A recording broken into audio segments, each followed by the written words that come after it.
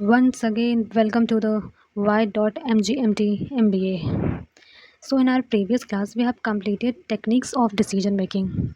और आज की क्लास में हम इकोनॉमिक्स का एक टॉपिक स्टार्ट कर रहे हैं. बेसिकली एक चैप्टर हम लोग स्टार्ट कर रहे हैं. इसमें मैं आपको स्टार्टिंग में ये समझाऊंगी definition and nature of economics.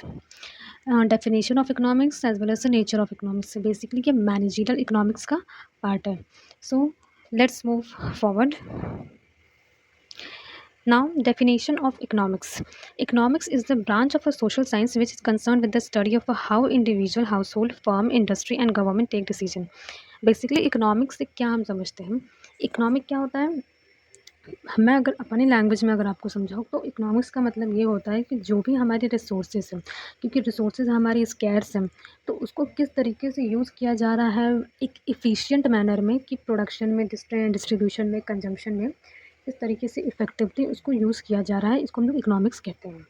सो मैंने इस यहाँ पे ये लिखा है कि इकोनॉमिक्स सोशल साइंस की एक ब्रांच है, ब्रांच ऑफ सोशल साइंस, जिसमें हम लोग ये पढ़ते हैं कि इंडिविजुअल, एक पर्टिकुलर इंसान या फिर एक हाउस होल्ड की अगर हम लोग बात करें, एक फर्म या फिर एक इंडस्ट्री और गवर्नमेंट किस तरीके से डिसीजन लेते हैं, अपने रिसोर्सेज को किस तरीके से इफ़िशिएंटली यूज़ करते हैं. बिकॉज हमारी नीड्स जो है वो अनलिमिटेड होती है और हमारे जो रिसोर्सेज होते हैं वो लिमिटेड होते हैं. दैट्स वाई हमें अपने रिसोर्सेज को बहुत प्रॉपरली यूज़ करना है, बहुत इफ़िशिएंट मैनर में यूज़ करना है, कि हम जहाँ उसको यूज़ करें वहाँ हमें उससे फ़ायदा भी मिले. तो हमने क्या पढ़ा कि economics is a branch of social science. ये सोशल साइंस का एक ऐसा ब्रांच है जहाँ पे कलेक्टिवली ये देखा जाता है कि एक इंडिविजुअल, एक हाउस होल्ड, एक फर्म, एक इंडस्ट्री और गवर्नमेंट किस तरीके से डिसीजन लेते हैं. Decision regarding what? Decision regarding allocation of a limited resource to productive use, so to derive maximum gain. जो भी रिसोर्सेज हैं, सपोज फॉर एन एग्जाम्पल हमारे पास मनी है, तो हर इंसान के पास मनी लिमिटेड होती है, तो वो मनी को एक ऐसी जगह पे यूटिलाइज़ करेंगे जहाँ से उनको ज़्यादा से ज़्यादा गेन मिल सके. तो वैसे ही हमें बाकी रिसोर्सेज को भी इसी तरीके से यूज़ करना है कि हमें ज़्यादा से ज़्यादा उससे गेन हो सके और हम लोग उस अपने रिसोर्स का एक प्रोडक्टिव वे में यूज़ कर सकें. तो इकोनॉमिक्स की मीनिंग मैंने आपको यहाँ बता दी. Now we move forward. तो नेचर ऑफ इकोनॉमिक्स, इकोनॉमिक्स की नेचर क्या है. तो मतलब बहुत सारे ऐसे साइंटिस्ट हैं, उन्होंने इकोनॉमिस्ट सॉरी साइंटिस्ट हैं, बहुत सारे ऐसे इकोनॉमिस्ट हैं जिन्होंने ये बोला है कि, कुछ ने बोला है कि इकोनॉमिक्स एक आर्ट है, कुछ ने बोला है कि इकोनॉमिक्स एक साइंस है. इस पर कंट्रोवर्सी बहुत तगड़ी चलती है. तो economics as a art as well as a science, दोनों तरीके से ये माना जाता है. साइंस में भी फर्दर बाइफरकेट किया गया है. साइंस में भी एक पॉजिटिव साइंस होती है as well as normative science होती है. तो मैं आपको ये समझाऊंगी कि डिफरेंट इकोनॉमिस्ट ने क्या कहा है. तो अगर हम इकोनॉमिक्स एज ए साइंस पढ़ें तो साइंस में क्या होता है, साइंस में जो भी चीज़ें होती हैं वो एक फैक्ट के बेसिस पे उसको स्टडी किया जाता है, सिस्टमेटिकली, लॉजिकली उस चीज़ों को पढ़ा जाता है. मतलब साइंस में जैसे कोई एक्सपेरिमेंट भी होता है तो वो लैब में प्रॉपरली उसको टेस्ट किया जाता है, इसी वजह से वो क्या होता है, यूनिवर्सली एप्लीकेबल होता है. जैसे मैंने यहाँ पे लिखा है कि it is based on systematic study of knowledge और फैक्ट. साइंस की कोई भी डिसीजन अगर लिए जाते हैं, कुछ भी किया जाता है, तो वो बेसिकली किसी फैक्ट या किसी नॉलेज पे आधार पे होता है. उससे हम लोग सिस्टमैटिक स्टडी करके तब कोई भी डिसीजन लिया जाता है. वैसे इकोनॉमिक्स में भी सेम ऐसे ही होता है. इट डेवलप को relationship between cause and effect. यहाँ पे एक रिलेशनशिप मेंटेन किया जाता है कि हाँ, इस कारण से ये वजह क्रिएट हो रही है, ये चीज़ क्रिएट हो रही है, ये वजह है हमारी कुछ करने की, तो उससे रिजल्ट क्या निकला है, हमने ये किया तो ये रिजल्ट निकला. तो जो भी कॉजेज़ है उस कॉज का क्या इफ़ेक्ट आ रहा है, ये हमारे साइंस में आता है. तो इसको ये कहा जाता है कि ये सेम चीज़ इकोनॉमिक्स में भी फॉलो करता है. All the laws are universally accepted because it is tested. Science में जितने भी अगर लॉज अगर देखें, साइंस में आप कोई भी अगर देखें, केमिस्ट्री देखें, फिजिक्स देखें, बायो देखें, तो ये सब एक फैक्ट के बेसिस पे टेस्ट किया गया है. ये टेस्ट लैब टेस्टेड सब होता है. इसी वजह से ये यूनिवर्सल एप्लीकेबल होता है, ऑल ओवर द वर्ल्ड इसको माना जाता है कि हाँ ऐसा है. जैसे फॉर एन एग्जांपल अगर आपने देखा हो,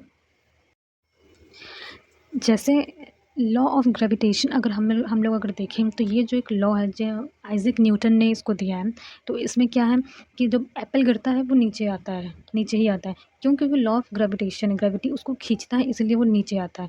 तो ये टेस्टेड है, ये सबके सामने है, सबने देखा है, ऐसे ही होता है, ये टेस्टेड है, इसी वजह से इस पे थ्योरी बनी और इस लॉ को यूनिवर्सल माना जाता है, ठीक।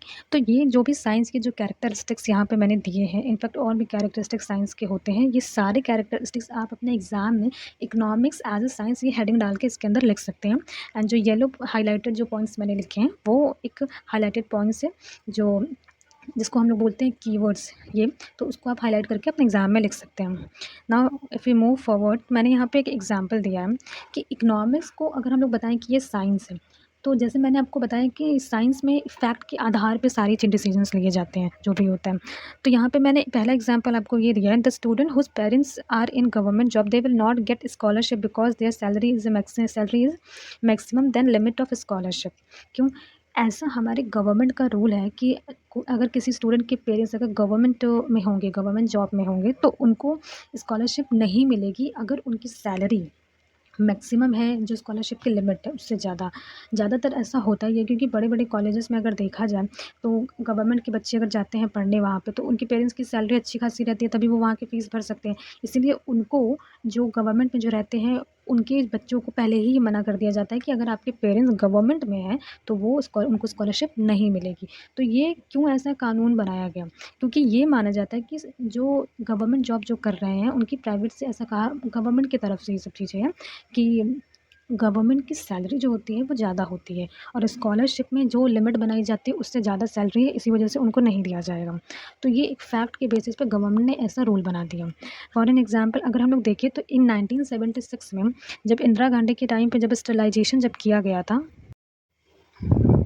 तो बेसिकली वो टाइम ऐसा टाइम था जहाँ पे इंदिरा गांधी के गवर्नमेंट के टाइम, जब उनकी गवर्नमेंट थी, तब इमरजेंसी लागू करवाई गई थी और उस इमरजेंसी लागू करवाने के दौरान बहुत सारे मेल मेंबर की स्टरलाइजेशन वहाँ पे करवाई गई थी पॉपुलेशन को कंट्रोल करने के लिए। ये एक सही तरीका नहीं था कि लोगों की ज़बरदस्ती स्टरलाइजेशन करवाने की सही तरीका नहीं था। गवर्नमेंट ने ऐसा कोई कानून नहीं बनाया था, ऐसा कोई लॉ नहीं था उस टाइम पे। ये एक ह्यूमन राइट को वायलेट किया गया था। कम से कम 6.2 मिलियंस मैन को फोर्सफुली उनकी नसबंदी करवाई गई थी। तो ये कोई लॉ नहीं था, बट पॉपुलेशन कंट्रोल करने के लिए ये चीज़ करवाया गया था। बट यहाँ पे मैं क्लियरली बता रही हूँ कि ये ह्यूमन राइट के अगेंस्ट है ये। तो ये भी एक एग्जांपल है। एक एग्जांपल मैं अगर आपको ये दूँ तो चाइना में वन चाइल्ड पॉलिसी लगाई गई क्योंकि हर पेरेंट्स के वहाँ पे कुछ ऐसे चाइना बेनिफिट दे रहा था जिसके एक बच्चे होंगे बस उन्हीं को। इसलिए वहाँ पे पॉपुलेशन कंट्रोल कराने के लिए वन चाइल्ड पॉलिसी वहाँ पे लागू कराई गई एज अ गवर्नमेंट की पॉलिसी। तो इफ़ वी मूव फॉरवर्ड तो हम देखेंगे कि साइंस में, जैसे कि मैंने बताया कि इकोनॉमिक्स एज ए साइंस दो बाइफर्केशन होता है, जहाँ पे एक पॉजिटिव साइंस होता है एज वेल एज एक नॉमिटिव साइंस होता है। पॉजिटिव साइंस में हम ये पढ़ते हैं what is, what was, what would be in specific condition. मतलब इस एक स्पेसिफिक कंडीशन में क्या सिचुएशन थी, क्या है और क्या हो सकता था। ये चीज़, ये जो मैंने आपको बताया what is, what was, what would be, ये कीवर्ड्स हैं, इनको आप अपने एग्जाम में कोट कर सकते हैं। ये कीवर्ड्स हैं और इनके बेसिस पे आप बहुत अच्छा खासा एक पूरा पैरा याद कर सकते हैं कि इनके बेसिस पे आप क्या लिख सकते हैं। एज वेल एज अगर मैं नॉर्मेटिव साइंस बताऊँ तो जैसे कि पॉजिटिव साइंस में हमने ये चीज़ पढ़ा व्हाट, क्या था, क्या है, क्या हो सकता था। यहाँ पे हम लोग ये पढ़ेंगे कि क्या होना चाहिए, अगर ये सिचुएशन थी तो उसके बाद हमें क्या करना चाहिए। मतलब हमें नॉर्मेटिव साइंस में हम, वो साइंस हमें सजेशन प्रोवाइड करता है कि सपोज़ पॉपुलेशन बढ़ रहा है, सपोज़ महंगाई बढ़ रही है, तो क्या एक्शन लेना चाहिए। जो सजेशन है वो नॉर्मेटिव साइंस में, जो सिचुएशन है एक स्पेसिफिक टाइम में, स्पेसिफिक कंडीशन में जो एक सिचुएशन है कि उस वक्त क्या सिचुएशन है, क्या था, क्या हो सकता था, वो पॉजिटिव साइंस है। तो ये दो बाइफर्केशन है economics as a science. So now the second मैंने क्या बताया था आपको, एक था हमारा economic as a science and दूसरा था हमारा इकोनॉमिक्स एज अ आर्ट। तो यहाँ पे according to Pigou Marshall, economics is also considered as art because there is a practical application of a knowledge for achieving practical goal. तो economic को art क्यों कहा गया? क्योंकि जैसा कि हम साइंस में चीज़ों फैक्ट के बेसिस पर डिसीजन लेते थे, वहाँ पर डिसीजन लेने के बाद हम आर्ट में क्या करते हैं, हम आर्ट में उन्हीं सारी जो भी हमने डिसीजन लिए उसको अप्लाई करते हैं। तो application of a knowledge for achieving a goal, एक गोल को अचीव करने के लिए जो भी आपने अपनी जानकारी का जो भी एप्लीकेशन किया है, एप्लीकेशन ऑफ नॉलेज, ये होता है आर्ट में। और ये डेफिनेशन पीग्यू मार्शल ने दिया है। ठीक, आर्ट का मतलब क्या होता है? कला। और कला आप क्या करते हैं? करके दिखाते हैं, कला करके दिखाते हैं। तो आर्ट में एप्लीकेशन होता है, आपके नॉलेज का, और वहाँ पे साइंस में फैक्ट के बेसिस पे आधार बनाए जाते हैं। साइंस गिव्स अस प्रिंसिपल है, साइंस क्या करता है, हमें प्रिंसिपल देता है। As well as art turn all principle into reality, जो भी प्रिंसिपल हमें देता है आर्ट साइंस, आर्ट क्या करता है, उनको रियलिटी में टर्न करता है। जैसे कि लॉ ऑफ ग्रेविटी, जब ये चीज़ बना, ग्रेविटेशनल जब बना, जो एप्पल वाला जो हमारा था, आइजैक न्यूटन वाला जो मैंने आपको बताया, उसमें क्या था कि एक ऐसा लॉ उन्होंने लिखा कि अगर पेड़ से एप्पल गिरता है तो वो नीचे ही क्यों आता है, क्योंकि लॉ ऑफ ग्रेविटी है, कोई भी चीज़ अगर ऊपर से नीचे गिरेगी तो ग्रेविटेशनल फोर्स की वजह से वो नीचे ही आएगी।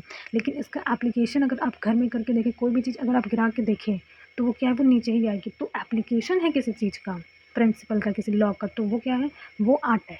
लेकिन वो जो प्रिंसिपल है जिसको ले करके आप वो आर्ट कर रहे हो, जिस चीज़ के बेसिस पे, वो क्या है, वो आपका साइंस में आता है। अकॉर्डिंग टू द टीके मेहता, नॉलेज इज साइंस, जो जानकारी आपके पास है वो एक साइंस है। आपने सोचा कि हमें पॉपुलेशन को कंट्रोल करने के लिए ये काम हमें करना पड़ेगा सपोज़, और गवर्नमेंट ने सोचा कि पॉपुलेशन को कंट्रोल करने के लिए लोगों को अच्छे अच्छे बेनिफिट दिए जाए, अच्छे अच्छे स्कीम दी जाए, जो कि अभी चलता है, स्कीम दी जाए। तो ये सब क्या चीज़ है, ये उन्होंने सोचा है कि उनकी नॉलेज थी, जो कि साइंस है, कि वो ये चीज़ जब वो अप्लाई करेंगे हमारी कंट्री में, जब वो चीज़ अप्लाई हो जाती है, जो चलता है, तो हम लोग उसको क्या बोलते हैं, आर्ट बोलते हैं। इसी वजह से economics as a science as well as art, economic is a science as well as art, ये बोथ का दोनों चीज़ होता है, दोनों माना जाता है। अगर मैं इकोनॉमिक एज आर्ट की, यहाँ पे मैंने एक एग्जांपल आपको दे रखा है। तो application of law of demand का अगर हम लोग देखें, तो लॉ ऑफ डिमांड कैसे चलता है, अब मैं आपको ये बताऊँ कि लॉ ऑफ डिमांड जो है ये एक प्रिंसिपल है। इसका एप्लीकेशन कैसे होता है, इसका एप्लीकेशन तब होता है, मार्केट में आप कभी भी देखें, जब भी किसी चीज़ की प्राइस बढ़ती है उसकी डिमांड तुरंत ही कम हो जाती है, जब भी उसकी प्राइस घटती है तो उसकी डिमांड बढ़ जाती है। तो ये जो एप्लीकेशन है मार्केट में जो हो रहा है, ये आर्ट है। एंड जो ये लॉ ऑफ डिमांड है, ये क्या है, ये हमारा साइंस है। तो यहाँ पे मैंने आपको ये एग्जांपल कोट किया है, और यहाँ पे मैंने आपका definition as well as the nature of economics, मैंने ये दोनों कवर करा दिया है। आप इसको अच्छे से पढ़ना। And thank you for attending my class. Please like, share and subscribe. If you have any doubt, please ask me in comment section. Thank you.